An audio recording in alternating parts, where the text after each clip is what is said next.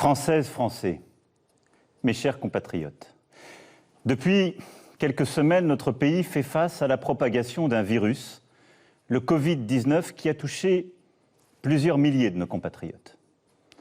J'ai bien entendu ce soir, avant toute chose, une pensée émue et chaleureuse pour les familles et les proches de nos victimes.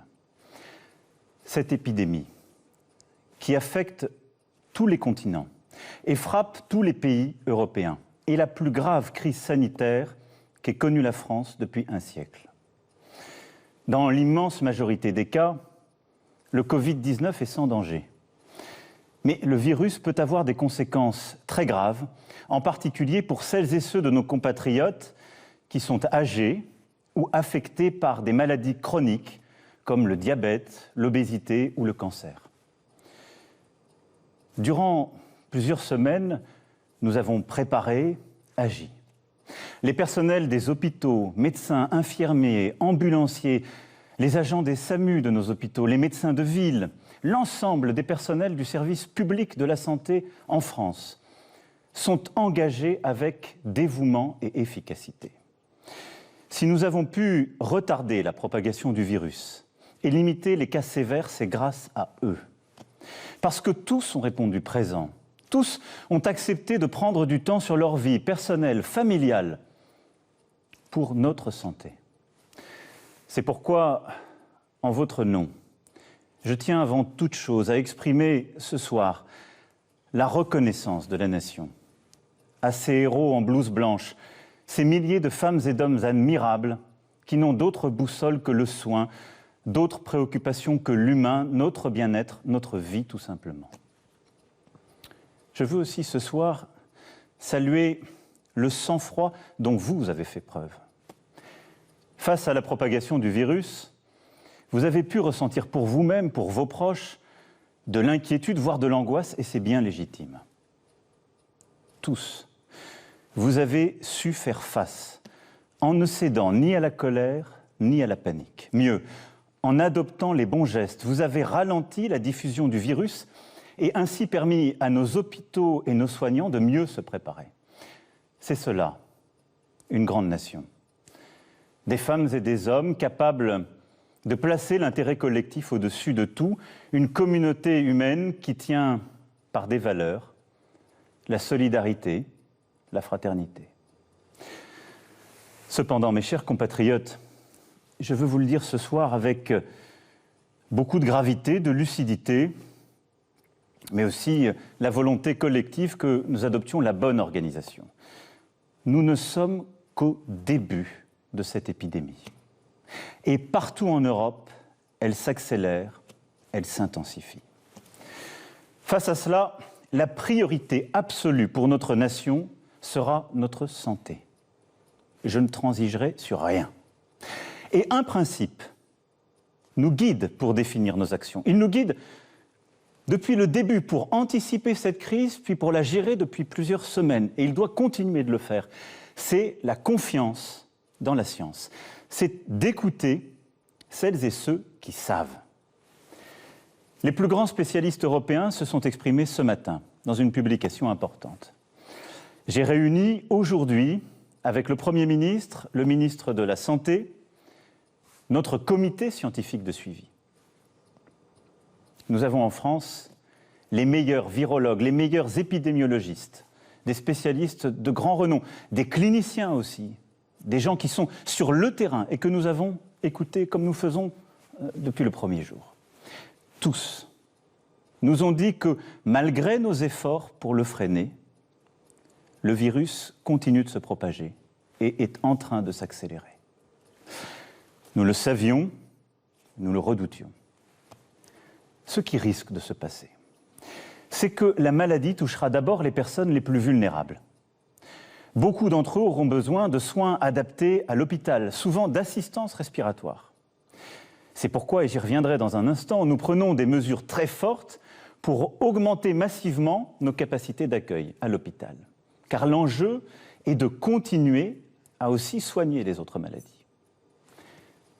C'est aussi de se préparer à une possible deuxième vague qui touchera un peu plus tard, en nombre beaucoup plus réduit, des personnes plus jeunes, a priori moins exposées à la maladie, mais qu'il faudra soigner également. Dans ce contexte, l'urgence est de protéger nos compatriotes les plus vulnérables. Et l'urgence est de freiner l'épidémie afin de protéger nos hôpitaux, nos services d'urgence et de réanimation, nos soignants qui vont avoir à traiter, comme je viens de vous l'expliquer, de plus en plus de patients atteints. Ce sont là nos priorités. C'est pour cela qu'il nous faut continuer de gagner du temps et suivre celles et ceux qui sont les plus fragiles. Protéger les plus vulnérables d'abord. C'est la priorité absolue. C'est pourquoi je demande ce soir à toutes les personnes âgées de plus de 70 ans, à celles et ceux qui souffrent de maladies chroniques ou de troubles respiratoires, aux personnes en situation de handicap, de rester autant que possible à leur domicile. Elles pourront bien sûr sortir de chez elles pour faire leurs courses, pour s'aérer, mais elles doivent limiter leur contact au maximum. Dans ce contexte, j'ai interrogé les scientifiques sur nos élections municipales, dont le premier tour se tiendra dans quelques jours. Ils considèrent que rien ne s'oppose à ce que les Français, même les plus vulnérables, se rendent aux urnes. J'ai aussi demandé au Premier ministre, il l'a fait encore ce matin, de consulter largement toutes les familles politiques. Et elles ont exprimé la même volonté. Mais il conviendra de veiller au respect strict des gestes barrières contre le virus et des recommandations sanitaires. Je fais confiance aux maires et au civisme de chacun d'entre vous. Je sais aussi que les mairies et les services de l'État ont bien organisé les choses. Des consignes renforcées seront données dès demain afin que nos aînés n'attendent pas longtemps, que des files ne se constituent pas, que les distances soient aussi tenues et que ces fameuses mesures barrières soient bien respectées. Mais il est important, dans ce moment, en suivant l'avis des scientifiques comme nous venons de le faire, d'assurer la continuité de notre vie démocratique et de nos institutions. Voilà, la priorité des priorités aujourd'hui est donc de protéger les plus faibles, celles et ceux que cette épidémie touche d'abord. La deuxième, c'est de freiner l'épidémie. Pourquoi ? Le ministre de la Santé, le directeur général de la Santé vous l'ont expliqué à plusieurs reprises, pour éviter l'accumulation de patients qui seront en détresse respiratoire dans nos services d'urgence et de réanimation. Il faut continuer de gagner du temps et pour cela, je vais vous demander de continuer à faire des sacrifices et plutôt d'en faire davantage, mais pour notre intérêt collectif.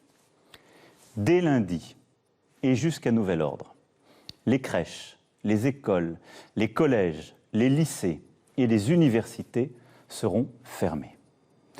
Pour une raison simple, nos enfants et nos plus jeunes, selon les scientifiques toujours, sont celles et ceux qui propagent, semble-t-il, le plus rapidement le virus, même si pour les enfants, ils n'ont parfois pas de symptômes et, heureusement, ne semblent pas aujourd'hui souffrir de forme aiguë de la maladie. C'est à la fois pour les protéger et pour réduire la dissémination du virus à travers notre territoire. Le service de garde sera mis en place, région par région, nous trouverons les bonnes organisations pour que, en effet, les personnels qui sont indispensables à la gestion de la crise sanitaire puissent faire garder leurs enfants et continuer d'aller au travail pour vous protéger et vous soigner. Et donc cette organisation sera travaillée par le gouvernement dans les prochains jours avec l'ensemble des élus et tous les responsables sur nos territoires. Quand cela est possible, je demande aux entreprises de permettre à leurs employés de travailler à distance. Les ministres l'ont déjà annoncé, nous avons beaucoup développé le télétravail, il faut continuer cela, l'intensifier au maximum. Les transports publics seront maintenus, car les arrêtés, ce serait tout bloqué, y compris la possibilité de soigner. Mais là aussi, c'est à votre responsabilité que j'en appelle. Et j'invite tous les Français à limiter leurs déplacements au strict nécessaire. Le gouvernement annoncera par ailleurs des mesures pour limiter au maximum les rassemblements. Dans le même temps, notre système de santé, notamment dans les services de réanimation, doit se préparer à accueillir de plus en plus de cas graves de Covid-19 et continuer à soigner les autres malades. Des places doivent se libérer dans les hôpitaux. Pour cela, toutes les capacités hospitalières nationales, ainsi que le maximum de médecins et de soignants seront mobilisés. Nous allons aussi mobiliser les étudiants, les jeunes retraités. Des mesures exceptionnelles seront prises en ce sens. Beaucoup d'ailleurs ont commencé, je veux les en remercier. J'ai vu il y a quelques jours au SAMU de Paris une mobilisation magnifique, émouvante, exemplaire, où des étudiants, à quelques mois de leur concours, étaient là pour répondre aux appels, aider, et où des médecins à peine retraités étaient revenus pour prêter main forte. C'est cela que nous allons collectivement généraliser en prenant les bonnes mesures. En parallèle, les soins non essentiels à l'hôpital seront reportés, c'est-à-dire les opérations qui ne sont pas urgentes, tout ce qui peut nous aider à gagner du temps. La santé n'a pas de prix. Le gouvernement mobilisera tous les moyens financiers nécessaires pour porter assistance, pour prendre en charge les malades, pour sauver des vies, quoi qu'il en coûte. Et beaucoup des décisions que nous sommes en train de prendre, beaucoup des changements auxquels nous sommes en train de procéder, nous les garderons, parce que nous apprenons aussi de cette crise.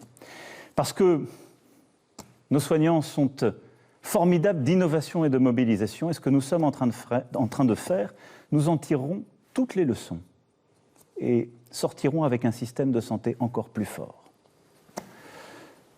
La mobilisation générale est également celle de nos chercheurs.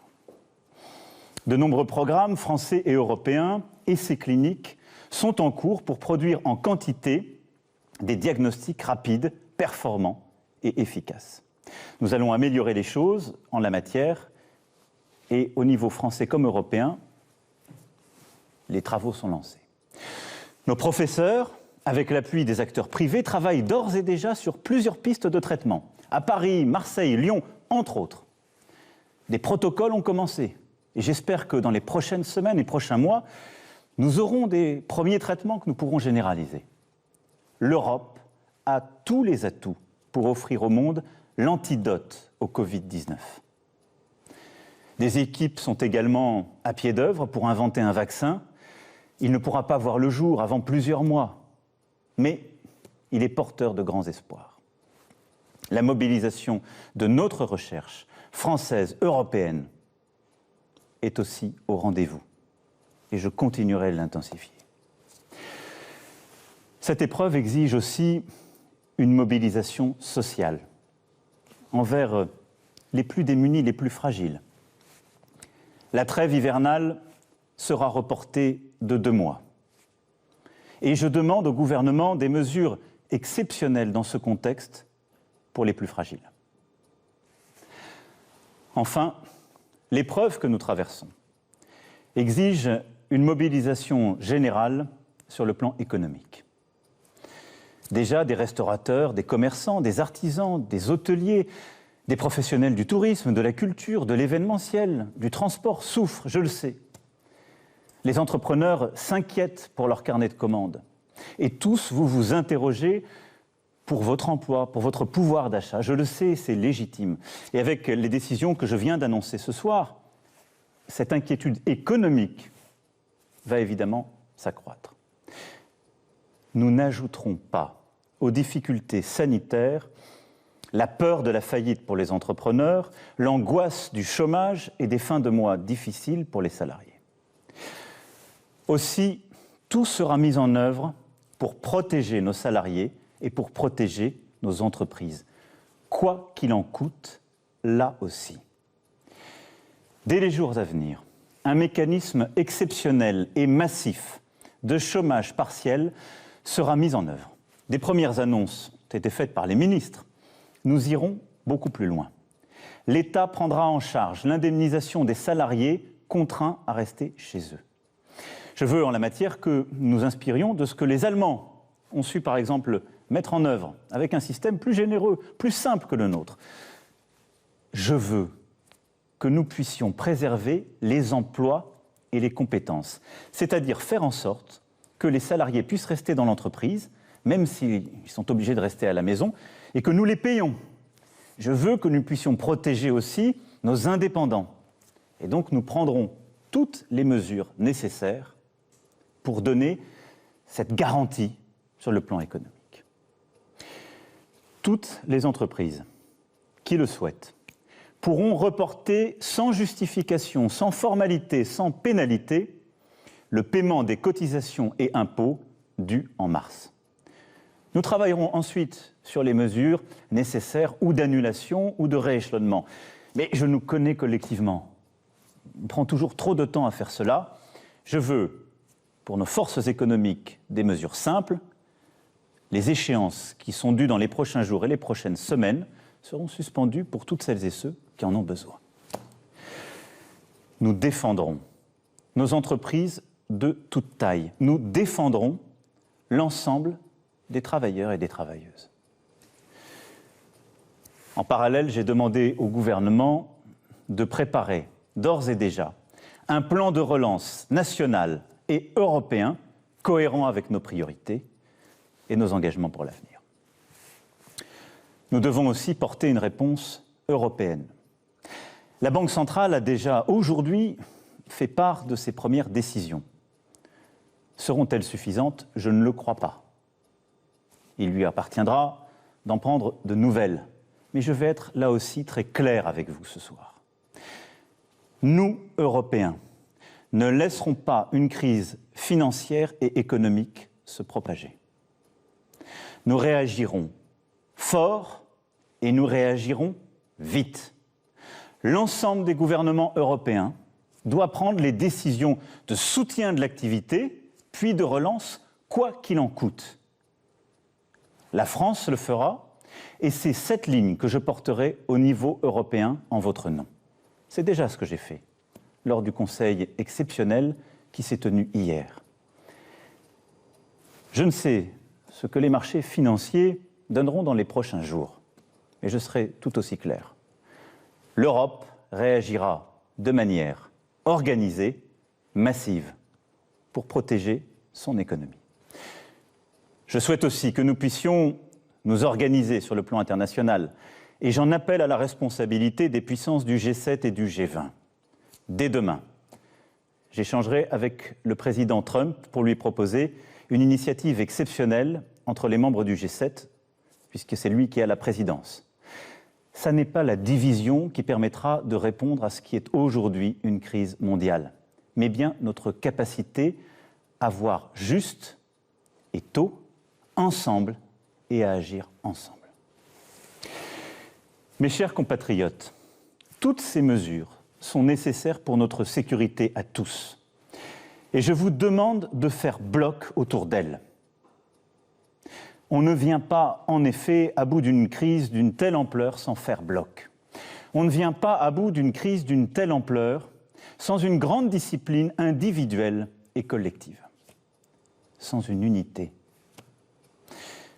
J'entends aujourd'hui dans notre pays des voix qui vont en tous sens. Certains nous disent « vous n'allez pas assez loin et voudraient tout fermer » et s'inquiètent de tout de manière parfois disproportionnée. Et d'autres considèrent que ce risque n'est pas pour eux.